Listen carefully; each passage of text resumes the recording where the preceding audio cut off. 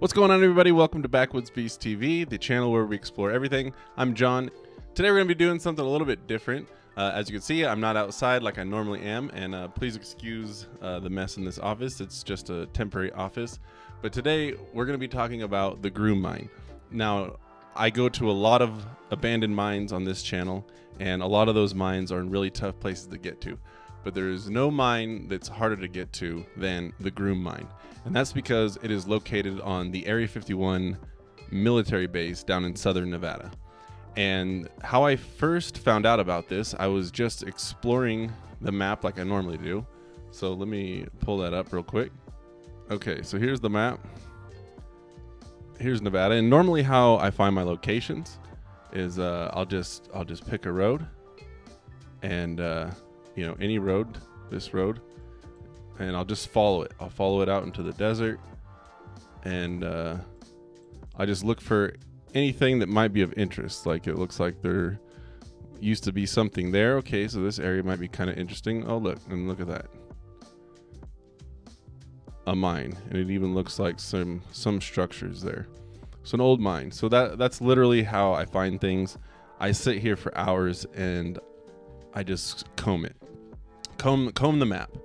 So I was looking near the Area 51 military base, which you can see. Homey Airport, as it's known. And I was just looking around the area. If you go up here,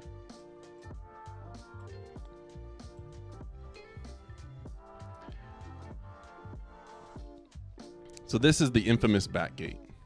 This is where everybody drives out. They take their picture in front of it. They say they've been there. You know, I don't know how close you can get. I think you can get right up to it, but I mean, these boxes are most likely usually manned. And I don't know. A lot of tourists do it. I may do it on this channel, but I don't see what the big thrill is. I guess just to say that you've been there. But I mean, you can just go all around it, and it's just as good, and then you don't have to be on their radar. But that's the infamous back gate. So if that's called the back gate, then I imagine this road that leads out to here is the front gate, quote unquote. So while looking in this area, I just was following these roads, and I noticed immediately right here some structures, a lot of them. Now, if I saw this out in the middle of the desert, I would be ecstatic, because things don't stay this nice and in this intact out in the desert. So yeah. So I found that, and it got me curious as to what it could be, where it's from, and I researched it, and apparently there is a whole huge saga and drama that goes into it, and the family that owns it and has owned the rights to those lands for the last 130 years may have lost it forever, and may have been unfairly compensated by the United States government. And we're going to go over the timeline. I want to give you guys, I went through and I got all the dates of everything that happened. We're going to go through the timeline of the events, of major events in that area. And we're also going to look at some of the family. They have their own website that they made. And like I say, they're not too happy about it. So let me pull this up. So let me start out with, I guess while this is going, I'll go over the timeline and give you some of the main. So the Groom mine was first inhabited in the late 1860s. The Sheahan family has owned the rights to the property since 1889. Multiple mine patents were made from 1872 to the early 1920s and are still active to this day. In the mid-1910s, they found silver worth about $250,000, which is almost $700 million in today's money. In 1941, this is when the weird stuff kind of started happening. Groom mine was visited by individuals who stayed at the mine with the Sheahan family because they were surveying the area for a gunnery and bombing range to use during World War II. So World War II ends. In 1951, the Atomic Energy Commission informed the Sheahan family of one of the planned detonations and set up instrumentation at the mine. The instrumentation was monitored by an employee of the United States Public Health Service who lived at the mine along with the Sheahan family. And basically this instrumentation was supposed to measure the amount of radiation that was in the area after this blast. In 1952, the Groom mine is temporarily evacuated due to close proximity of a nuclear test. Radiation level reached 0.19 rentgen per hour and caused minor damage like a broken door. So rentgen per hour is how they measure radiation. And later on in 1952, another blast led to fallout on the mine, reading a 0.32 rentgen per hour, so over double the rentgen.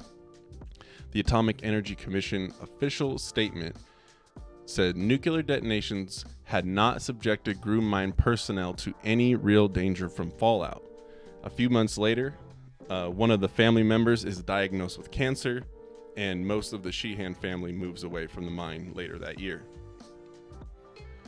So already they're kind of intruding on these people's land and blowing up bombs next to them. And there's a picture of that I could show you. So check it out. So that's a mushroom cloud that they took pictures back in the 50s. This is Groom Lake. This is where Area 51, this is before Area 51 existed. And this picture was taken of the nuclear blasts out there. Okay, so let's continue on. In 1953, okay, so I forgot. During the 40s, they were accidentally strafed, which means that they shot a line of bullets and hit a couple of the bunkhouses and the outhouse. So that was done in the 40s. So then in the 50s, they detonate the bombs. And then in 1953, they're strafed again. And they say it was an accident. They were just doing a practice run, and they just got in the crossfire. So, and then that's in 1953. Then in 1954, the mine's main mill is bombed. So they just came and just bombed their main mill. And oops, let me see. That's what you see in this picture, right here. So that's what you see here. All that rubble is an older picture. Some of it now, it looks a little bit cleaner. It looks like they cleaned up some of the scrap metal. And here's actually what it looks like now. This was, I think, probably taken by the family because they still had access later on. But those are some of the buildings that are left that you could, that you see on the map, on this map. And I mean, this area is big. Like, there's a lot of different mines all on this hill right here. Okay, so let's continue on with the timeline. So they bombed the mine's mill in 1954. In 1956, the Sheahan family files a lawsuit. In 1959, the lawsuit is withdrawn because the Sheahan family runs out of money. And then the Sheahan family basically moves away from the mine, but still visits regularly. But that wasn't without harassment from the military security and the infamous camo dudes that rove the desert out there. So they were harassed multiple times in the 70s and 80s. The security would even go on their property to harass them. It is said that even one time they came on and locked them in their own buildings and wouldn't let them out. I don't know what the story is. Maybe there was a flight going on. They said you can't be out here to see it. Who knows? But that's what they did. So basically they're gone from the mine at this point. In 1963, according to the Nevada Bureau of Mines and Geology, it was estimated that there's 30,000 tons of material that can be extracted from Groom mine. So it's not like it's a dead mine. They were working this mine from 1880, the 1860s till the 1950s when they were forced to leave. Now that's very rare that in Nevada for someone to stay on a mine that long, because usually they would get in, they would get as much of the ore out as they could, it would run out of money, and then they would just move on. And that's how these towns kind of sprung up all over Nevada. The fact that they stayed at this one spot, that means that that was a good mine. So in 1977, the United States Bureau of Mines valued the output of Groom mine products at $3.75 million, which, remember that, because that's going to come important later on. So 1984, the United States Air Force seized the lands around the Groom mine, restricting access to the mine for the Sheahan family. After a battle with it, some of the Sheahan family were issued security clearances. In 1987, the position of the Air Force was, and they said this in a interview with the Arizona Sun, I believe, it was an article. They said the position of the Air Force was, we don't want to go in and tell them to get the hell out. So they were very hostile towards these people. And they were there first for a long time. In 1989, although it was within the Nevada test and training range, the United States Air Force allowed claimants to access claims within the Groom mine. So they were still allowing people to go out there. They probably had some kind of government order where they had to allow them. You can't block off you can't just buy all the land around someone and not allow them to their own property. In 1990, the Bureau of Land Management report stated that due to restricted access to the mine, it would lead to potential loss of income through inability to expand and further develop the claims. So that right there, to me, that should just be, they should be compensated for the amount of profits they could have made but weren't allowed. Yeah, because who knows? Who knows what they could have found on that land. So after 1990, nothing kind of really happens. And in 2014, the United States Department of Defense attempts to purchase the property from the Sheahan family, originally offering $1.5 million, and then later on raised the offer to $5.2 million. The family continued to reject the offer. So basically, this family's just been waiting to get access to their land again and operate like usual. But because they're within sight of the mine itself. Let's look at these in another picture here. So here's an older picture, and you can see Groom Lake back there, and this was taken in or probably the early 1900s. You can see there's a car there. But that's where Area 51's literally was built, like right here, right over here. More of it would be off the map, but that's Area 51. Here's another view just zoomed out. You can actually see the mountains. The Area 51's it's like over here. So they didn't want them there because they could see literally everything. And secret aircraft or UFO or whatever you want to say that's out there, they didn't want them being able to know what was going on. So there's that. So they offer to buy it. The military offers to buy it for $5.2 million. They say no. The Sheahan family, so it said until late 2015. So up until this point, the Sheahan family periodically blasted for materials at the mine. So they were still trying to mine the mine and work the mine. It still had enough in there to at least get something out of it. Let's see. In August 2015, the government press release described the mine as a safety and security risk, even though the Sheahan family had not disclosed any activities of the Groom Lake facility. So they said it's a safety security risk, even though they didn't report any safety and security risks.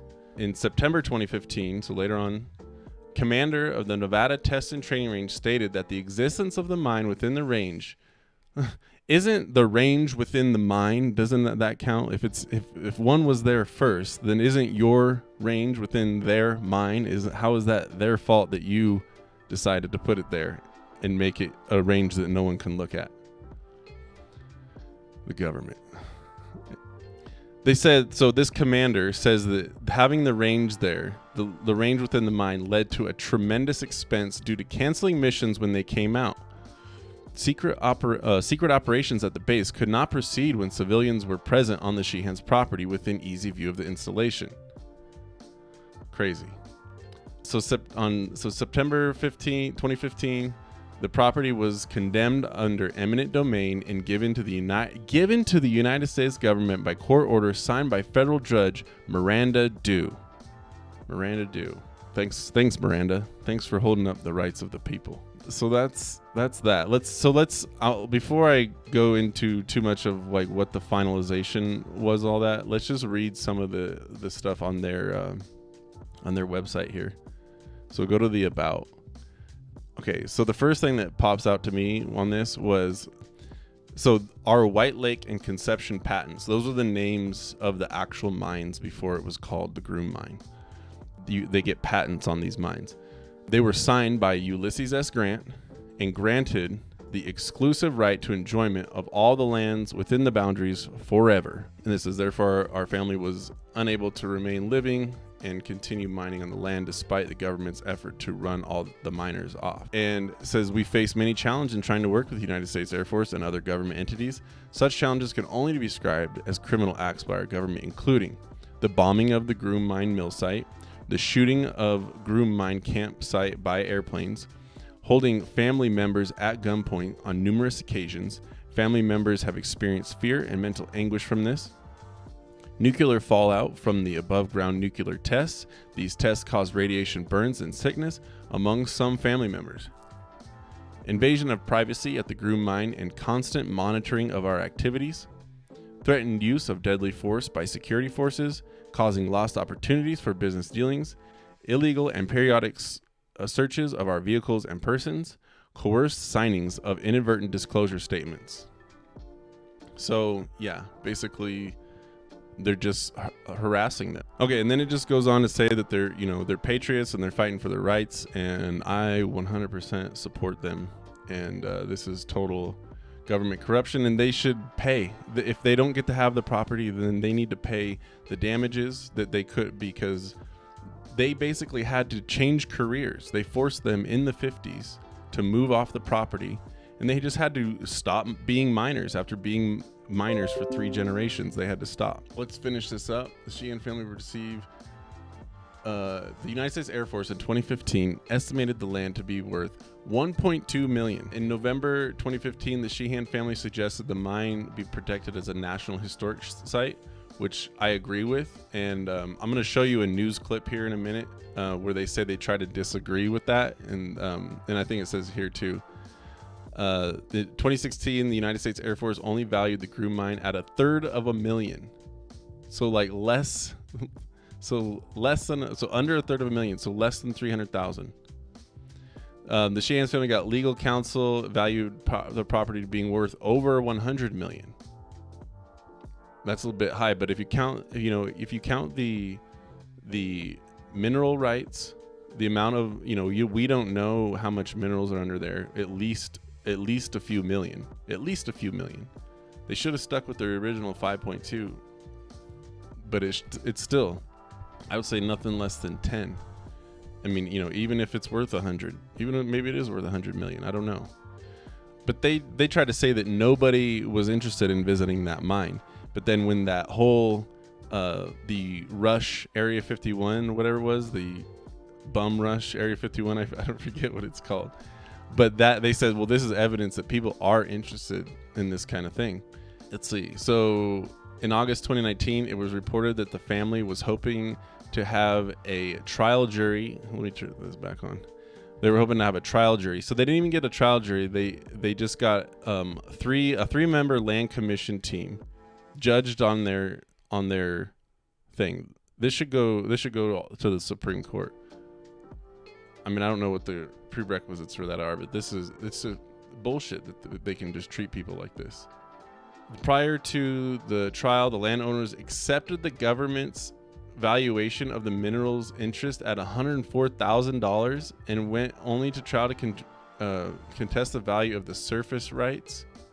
Wow, they just gave in. The landowners experts valued those rights at $50 million based on the property being developed into commercial tourism expertise.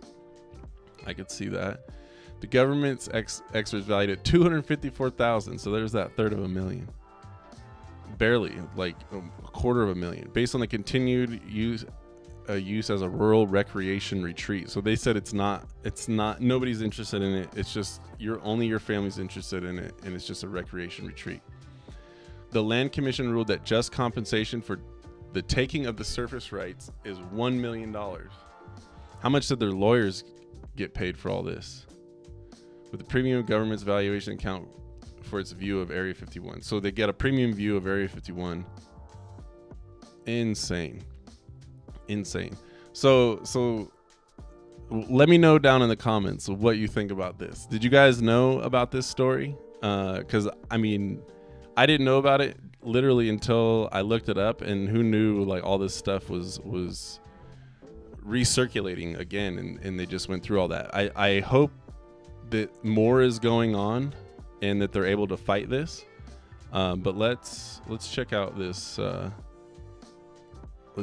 video real quick. Oops. How do you put a price on history, especially when that history involves growing up in the shadow of Area 51? This past weekend, the Sheahan family began the process of putting a price tag on land taken from them by the U.S. Air Force. The I-Team's Glenn Meek has the exclusive story of how the family plans to appraise what may be a parcel that's unique in all the world. You're riding along with the Sheahan family as they approach the perimeter of Area 51. But they're not intruders, they've been invited. Until recently, the Sheahans owned this mining camp overlooking the secret test base at Groom Dry Lake. In September, the Air Force took the property through eminent domain after the Sheahans declined a $5.2 million buyout, which the family called woefully inadequate. This is a very, very unique property. It's going to be one of those properties which will require a very unique and particular type of appraisal analysis because of its unique aspect. Unique, certainly, for being the last privately owned parcel within the test area surrounding Area 51. The Air Force said in a press release it needed the land to ensure the safety and security of testing there, which began in the 1950s, though the Sheahans owned the land since the 1880s. Now that it's been taken by the Air Force, the remaining issue before a court is how much the government must pay for the land. That's what brought the Sheahans out this past weekend, to begin the process of appraisal and to itemize personal property for eventual removal. But how do you put a price on a century of family history? Our history is something that they can't take from me. Now, the personal property, that's different. We want our personal property back. There's 130 years spread over 400 plus acres. In future visits under the watchful eye of Air Force security, experts will accompany the Sheahans to the mine site to try to put a value on the land itself, which may be unique in all of America. Not only the unique aspect that it's located in the area of Area 51, you have the minerals that are in the property, you have the water which is in the property, and we've been looking at the other historical aspect of the property. I mean, this property, again, has been in their family since 1880. In court papers, the Air Force valued the 400 acres at only $1.2 million. The Sheahans say they want a federal jury to decide what it's worth. Glenn Meek, 8 News Now. Thank you, Glenn. The Sheahans would like to see the Groom mine protected as a national historical site, although average folks probably won't be able to visit there in the foreseeable future. Alrighty, guys, so that's pretty much it. If you want to check out the Groom mine, it's called groommine.com. And they have like a bunch of different links here, like the report that proves that the mine was bombed, or the mill was bombed, and then all these other publications here on the side. So I'll leave a link to that in the description below. But that's all I got for you guys on this video. Maybe I'll make another one following up. Hopefully something else revolves around this, and hopefully they get their just compensation. But like and subscribe. I know this video is a little bit different. Normally we're outside exploring. This time we're inside exploring. But yeah, let me know what you think in the comments, and I will see you guys out there on the next video.